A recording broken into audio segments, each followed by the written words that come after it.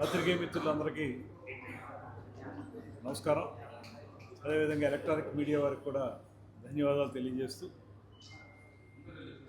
ఈ కార్యక్రమంలో special CS గారు అజయ్ జైన్ గారు, ఎండి గారు ఆమ్రపాలి గారు, ఏపీటీడీసీ చైర్మన్ నొక్కసాని బాలాజీ గారు, అదేవిధంగా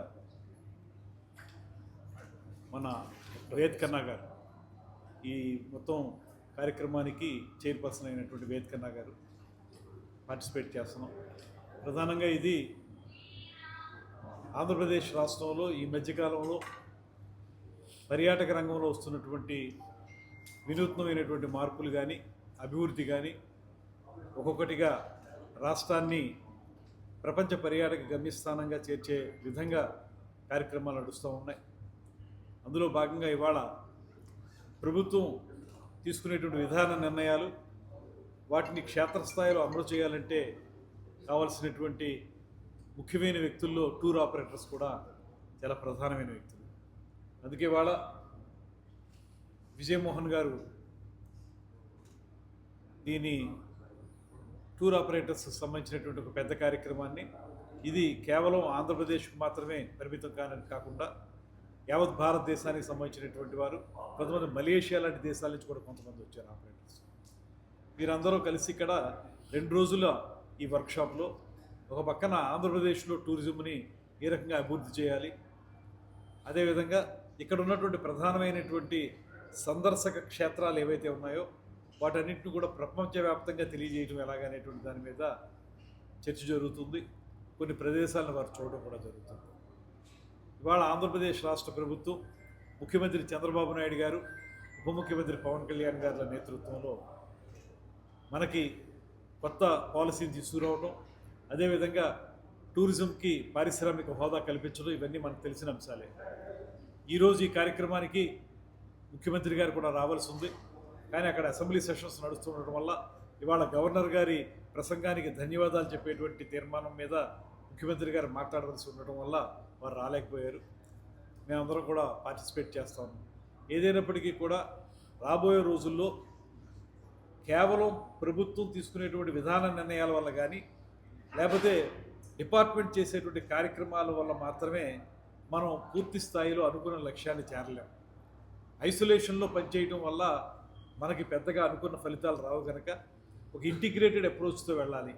ఆ ఇంటిగ్రేటెడ్ అప్రోచ్లో ప్రధానంగా ఏవైతే ఈ పర్యాటక కార్యక్రమాలు ఉన్నాయో వాటిని బయట నుంచి జనాలను తీసుకురావడానికి, అవుట్బౌండ్ వారిని ఇక్కడ తీసుకురావడానికి, ఇన్బౌండ్ వారిని తీసుకురావడానికి, ఇలాంటి ఈ కార్యక్రమాలు చేపట్టడానికి టూర్ ఆపరేటర్ల యొక్క పాత్ర చాలా ప్రధానమైంది. అదేవిధంగా హోటల్ వారి పాత్ర కూడా చాలా ప్రధానమైంది. అందుకే ఈ రెండింటి మీద ప్రభుత్వం ప్రత్యేకంగా దృష్టి పెట్టి గడిచిన 18-19 నెలల కాలంలోనే 20,000 కోట్లకు పైబడి పెట్టుబడులు తీసుకొచ్చి ఇక్కడ 5 స్టార్ హోటల్స్ తీసుకురావడం కానీ, అదేవిధంగా ఇతరత్ర టూరిజం యాక్టివిటీస్ టేకప్ చేయడం కానీ, రిసార్ట్స్ కానీ, క్యారవాన్ని ఏర్పాటు చేసుకోవటం, హోమ్ స్టేస్ ఏర్పాటు చేసుకోవటం, హౌస్ బోట్స్ ఏర్పాటు చేసుకోవటం, టెంట్ సిటీస్ని ఏర్పాటు చేసుకోవటం, ఇలాంటివన్నీ కార్యక్రమాలని ఒక్కొక్కటిగా చేసుకుంటా ఉన్నాం. ఇప్పుడు ఇందులో ప్రధానంగా మనం చేసేది ఏంటంటే, దేశం మొత్తం నుంచి వచ్చేటువంటి టూర్ ఆపరేటర్లందరికీ కూడా ఆంధ్రప్రదేశ్ యొక్క గొప్పదనాన్ని, పర్యాటక రంగంలో మనం సాధిస్తున్నటువంటి విజయాలను వారికి చూపించి, తద్వారా ఇక్కడ టూరిజం ఇంకా ప్రమోట్ కావడానికి, బయట ప్రదేశాల నుంచి మన దగ్గరికి చూడడానికి రావడానికి, ఇంకా ఇతర దేశాల నుంచి కూడా రావడానికి ఏ విధమైనటువంటి వ్యూహంతో ముందుకు వెళ్ళాలనేటువంటి ఆలోచన ఈ 2 రోజులు జరుగుతుంది. దీంట్లో వారికి మనం విషయాలు వివరించి, అదేవిధంగా అద్భుతమైనటువంటి ప్రకృతి సౌందర్యం ఉన్నటువంటి విశాఖపట్నం పరిసర ప్రాంతాలను వారికి కొన్నింటిని చూపించగలిగితే వారు దాన్ని ప్రమోట్ చేసి రేపొద్దున ఎక్కువ మంది మనం కోరుకుంటున్న విధంగా బయట నుంచి సందర్శకులు మనకు వచ్చేదానికి అవకాశం దొరుకుతుంది. కనుక ఈ కార్యక్రమాన్ని దానికోసం ఉద్దేశించాం. చాలా పెద్ద ఎత్తున, అంటే రమారమి 600 మంది టూర్ ఆపరేటర్లు ఇందులో పార్టిసిపేట్ చేస్తారు. బయట నుంచి వచ్చిన వాళ్ళు 500 పైచిలుకున్నారు. మన రాష్ట్రానికి సంబంధించిన వాళ్ళు ఒక 80-85 మంది మన రాష్ట్రానికి చెందిన వారు ఉన్నారు. 500 మంది టూర్ ఆపరేటర్లు బయట నుంచి వచ్చారంటే మన ఆంధ్రప్రదేశ్ పట్ల వారికి కలిగినటువంటి శ్రద్ధగా మనకి ఇక్కడ స్పష్టంగా కనబడుతుంది. ముఖ్యమంత్రి గారి యొక్క చొరవ వల్ల, ఇవాళ తీసుకున్నటువంటి విధానాల వల్ల ప్రతి ఒక్కరికి ఆంధ్రప్రదేశ్ వెళ్ళి చూద్దాం, అక్కడ ఏదో సంథింగ్ జరుగుతుంది పర్యాటక రంగంలో అనేటువంటి భావన కలిగింది. కాబట్టి ఒక మీటింగ్ పెడితే ఇవాళ 600 మంది రమారమి ఇందులో పార్టిసిపేట్ చేస్తున్నారంటే దాన్ని బట్టి ఎంత ఓవర్వెల్మింగ్గా ఉంది వాళ్ళ నుంచి సపోర్ట్ అనేటువంటిది మనకు అర్థమవుతుంది. ఒకటే మేము కోరాం, మేము అందరం కూడా వేదిక మీద ఉన్న వాళ్ళని కోరింది ఒకటే, మీరు వచ్చారు, చూస్తున్నారు, మా అభివృద్ధిని గమనిస్తున్నారు, మీరు సందర్శకుల్ని తీసుకురండి. ఎక్కువ మందిని తీసుకురావడంలో మీ పాత్ర కీలకమైంది. ఆ కీలకమైన పాత్రను మీరు పోషించి ఆంధ్రప్రదేశ్ని మనం అనుకున్న విధంగానే ప్రపంచ పర్యాటక గమ్యస్థానంగా చేయడానికి ఒక ప్రత్యేకతను చూపించండి అనేటువంటి మాట వారిని రిక్వెస్ట్ చేశాం. వారందరూ కూడా సమ్మతించారు, చాలా ఉత్సాహంగా ముందుకు వచ్చారు. వివిధ రాష్ట్రాల నుంచి వచ్చిన వాళ్ళందరూ కూడా ఉత్సాహంగా మేము పార్టిసిపేట్ చేస్తాం, రాబోయే రోజుల్లో ఈ డెస్టినేషన్ని బాగా డెవలప్ చేస్తాం అనేటువంటి మాట వారు కూడా చెప్తున్నారు. కనుక ఒక మంచి భవిష్యత్తుని పర్యాటక రంగంలో ఊహిస్తున్నాం, సాధిస్తాం అనేటువంటి మాటను కూడా ఈ సందర్భంగా తెలియజేస్తాం. సార్, ప్రధానంగా టూరిస్ట్కి సంబంధించి ఎవరైనా ఇతర ప్రాంతాలను చూస్తే ఉండడానికి పర్టికులర్గా ఏమి టూరిజం అంటే ఏమీ లేదు. ప్రైవేట్ హోటల్స్ కానీ అన్నికైనా రిసార్ట్స్ కానీ ఎవరైనా టూరిజం మాత్రం ఎంత ఉందంటే రుచికోవడం మీద ఉంటుంది, అది తీసేసారు. ఎవరైనా కొత్తగా ఇక్కడ కానీ అలాగే టైడా మార్పు గారిలో కూడా ఎక్కువగా లేవు. ఎవరైనా వెళ్ళే ప్రతిపాదన ఈ విధంగా వచ్చి ఉండాలంటే అది అవకాశం ఉండట్లేదు. వచ్చి ఉండటానికి వసతి సౌకర్యం కల్పించాలనే విషయంలో ఏకాభిప్రాయం, ఎవరిది ఇక్కడ మీ అభిప్రాయం మా అభిప్రాయం అంతా ఒకటే. కాకపోతే ఈ మధ్యకాలంలో చేసినటువంటి అంశాలు ఏంటంటే మీరు చెప్పినటువంటి ఉదాహరణలే తీసుకుంటున్నాను నేను కూడా. టైడా కానీ, అరకు వ్యాలీలో కానీ, అనంతగిరి కానీ, ఇక్కడ మన యాత్రి నివాస్ కానీ, ఇవన్నీ కూడా చాలా డబ్బు ఖర్చు పెట్టి వాటిలన్నింటినీ కూడా ఫేస్ లిఫ్ట్ చేయడం జరిగింది. ఇవాళ మీరు యాత్రి నివాస్ ఇక్కడ చూస్తే ఒక అద్భుతమైనటువంటి రూపం సంతరించుకుంది.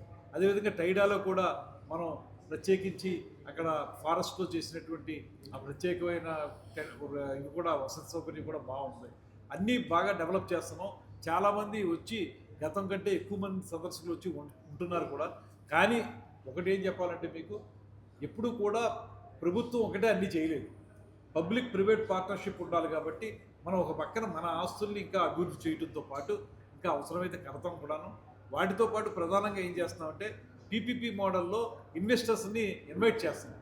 వాళ్ళని పెట్టుబడి పెట్టబట్టడం, మనం భూములు చూపిస్తున్నాం, ల్యాండ్స్ చూపిస్తున్నాం. అందువల్ల ఇవాళ మీరు చూస్తే ఒబరాయ్ కానివ్వండి, మైరా కానివ్వండి, ఇందాక వచ్చినటువంటి అట్మాస్ఫియర్ కోర్ కానివ్వండి, ఇలాంటివన్నీ కూడా మ్యారియట్ కానివ్వండి, ఇవన్నీ పెద్ద పెద్ద హోటల్స్ ఎందుకు వస్తున్నాయంటే ప్రభుత్వం యొక్క విధానం ఒక పక్కన, మరో పక్కన ఫుట్ఫాల్ పెరిగింది కనుక వాళ్ళకి వసతి సౌకర్యం ఉంటే వాళ్ళకి లాభదాయకంగా ఉంటుంది అనేటువంటి జరుగుతుంది. కాబట్టి ఎప్పుడు కూడా పబ్లిక్ ప్రైవేట్ పార్ట్నర్షిప్తోనే చేయాలి. అది చేస్తాను, అది కరెక్ట్ దారిలో వెళ్తూ ఉంది. మీరు చెప్పినట్టుగా గడిచిన 5 సంవత్సరాల్లో ఆ 5 సంవత్సరాల్లో ఏం జరగలేదు. ఆదాయం వచ్చేటువంటి దృష్టికోణాన్ని కూడా పాడు చేశారు. అందువల్ల మేము ఇతరత్రా దృష్టి పెట్టి ప్రైవేట్ రంగంలో కూడా ఎక్కువ మందిని ఆహ్వానిస్తాం.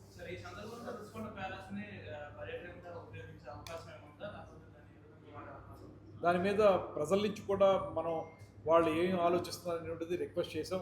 చాలామంది చాలా ఆలోచనలు చెప్పారు. స్టార్ హోటల్స్ పెట్టండి అనేటువంటి మాట కొంతమంది చెప్పారు, డెస్టినేషన్ వెడ్డింగ్స్కి ఉపయోగించండి అనేటువంటి మాట చెప్పారు. ఇవన్నీ దృష్టిలో పెట్టుకుని వచ్చినటువంటి ఇంపార్టెంట్ ప్లేయర్స్ ఎవరైతే ఉన్నారో వాళ్ళని షార్ట్ లిస్ట్ చేస్తున్నాం.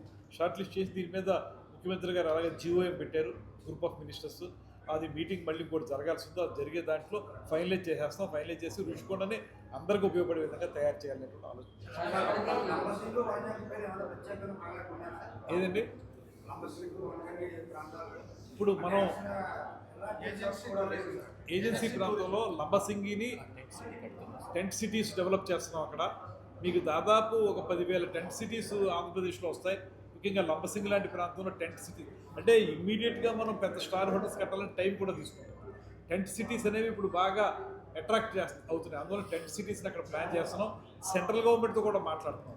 వాళ్ళు ప్రధానంగా వైజాగ్ పరిసర ప్రాంతాలు, తిరుపతి పరిసర ప్రాంతాలు 2 డెస్టినేషన్ సెంటర్స్గా వాటిని డెవలప్ చేయడానికి సెంట్రల్ గవర్నమెంట్ కూడా సహకరిస్తామని చెప్పింది. అందువల్ల మీరు చెప్పినటువంటి లంబసింగ్ కానీ బడ్జెట్ మనకి ఈ బడ్జెట్లో కూడా ఈ సెంట్రల్ గవర్నమెంట్ బడ్జెట్లో కూడా వాళ్ళు ఏం చేశారంటే ఈస్ట్ కోస్ట్ డెవలప్మెంట్ అని చెప్పారు. అందులో అరకు వ్యాలీ మనకి ప్రధానంగా వస్తుంది డెవలప్ చేయడానికి. అదేవిధంగా మీకు పక్షుల సందర్శనతో వచ్చేటువంటి ఫ్లెమింగో బర్డ్స్ ఏవైతే వస్తాయో అక్కడ కూడా దాన్ని డెవలప్ చేయడానికి కూడా సీతారామన్ గారు మొన్న ఇచ్చినటువంటి బడ్జెట్లో పొందుపరిచారు. కాబట్టి ఆ సెంట్రల్ గవర్నమెంట్ సపోర్ట్ వస్తుంది. మనం కూడా టెంట్ సిటీస్ ద్వారా మన ఆంధ్రప్రదేశ్లో ప్రైవేట్ రంగం వాళ్ళని కూడా ఆహ్వానించి బాగా డెవలప్ చేస్తాం. వితిన్ 1-2 ఇయర్స్లో మీరు చాలా అభివృద్ధి చూస్తారు. మొట్టమొదట మోసానికి గురయ్యేది పర్యాటకులు.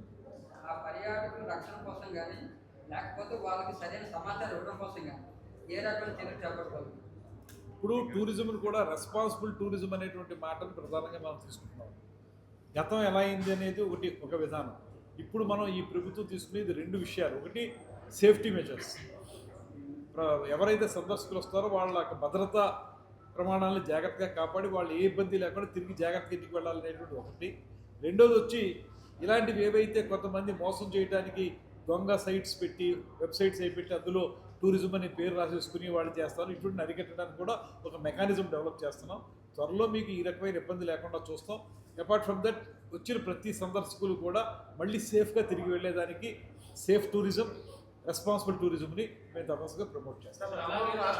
రాబో రాష్ట్ర బడ్జెట్లో ప్రత్యేకంగా తయారు చేశారా? లాస్ట్ ఇయర్ కన్నా మనకి ఎక్కువ నిధులు వచ్చే అవకాశం ఉంది మన శాఖకు సంబంధించి. ఎక్కువ నిధులు ఇవ్వమని చెప్పి కోరాం.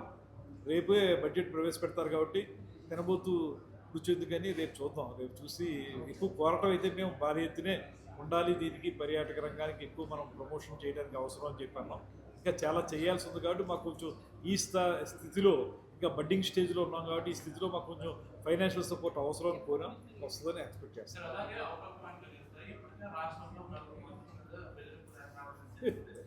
అందులో నేను కూడా ఏం లేదు, ఇది నాకు వచ్చినంత వరకు ఇంటెలిజెన్స్ వాళ్ళు చెప్పిన మాటలు ఏంటంటే అది ఆకతాయిలు చేసిన పని. తర్వాత ఒక నెంబర్ ఇచ్చారు వాళ్ళు, ఆ నెంబర్ ఫోన్ నెంబర్ చేస్తే ఆయన ఏదో సర్పంచ్ అట అక్కడ. ఆ సర్పంచ్ అతనికి ఇంకొకరికి ఉన్న గొడవల దృష్ట్యా అతన్ని ఇబ్బందుల్లో పెట్టడానికి అలాంటివి ఇవ్వలేదు.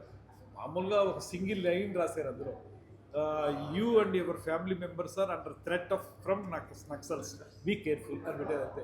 నక్సల్స్ లేఖలు చాలా చూస్తుంటాం మనం, ఎప్పుడు అలా ఉండవు. వాళ్ళ లేఖలు తెలుగులోనే రాస్తారు, దానికి వివరణ ఇస్తారు కూడా. ఇలా జరిగింది, ఈ హెచ్చరిక అలాంటి అంటారు, విప్లవాభినందనలు అంటారు, ఇవన్నీ చెప్తారు. అది ఊరికే చూసిన వెంటనే మనకు అర్థమైపోతుంది అది ఏదో ఆకతాయిలు చేసిన పని. ఇంటెలిజెన్స్ వాళ్ళ యొక్క సమాచారం కూడా ఏంటంటే ఇది ఊరికే వాళ్ళకి ఎవరి మీద కోపం ఉండి వాడి నెంబర్ కూడా ఎందుకు పెట్టారంటే అతన్ని టార్గెట్ చేస్తారు కదా, అతని మీద పడక అతను టార్గెట్ చేస్తారు, అతని నెంబర్ చేస్తున్నారు ఇంకా 1-2 రోజుల్లో. ఓకేనండి, English. Can we ask in English? Please. Sir, the question, my name is Anurag and I come from a city called Bangalore. City called Bangalore. Bangalore is well-known place. Sir, you spoke in your Gandikota as a place. And Gandikota is it's quite a close distance from Bangalore to, Yeah. and it is a good place where people can do visit.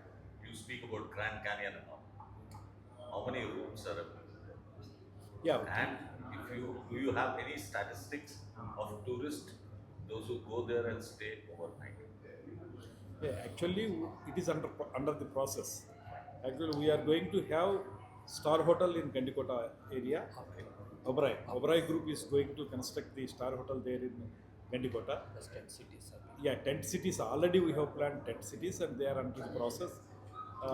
With that, we will start, and facility for staying there would be available within couple of months with the tent cities. And Oberoi is going to start the activity and it will be completed by 1-2 years. So there won't be any problem further